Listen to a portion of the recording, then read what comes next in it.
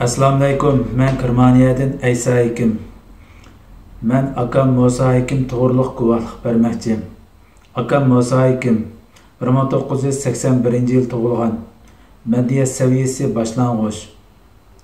Akamniki kasbi bog'bonchilik va tijorat.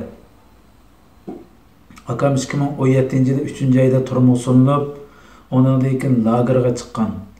Akamniki turmuga va lagerga so'nilishdagi sababi bo'lsa, asabiy ideyasi bor. Ya'ni saqol qo'yganlik va namoz o'qiganlik uchun asabiy ideyasi bor deb akamni turmuga va lagerga so'lgan.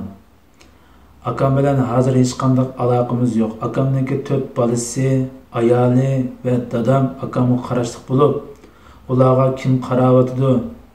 Ularningki moddiy jihatdagi ta'limotlarni kim beryapti, uni hech bilmaymiz.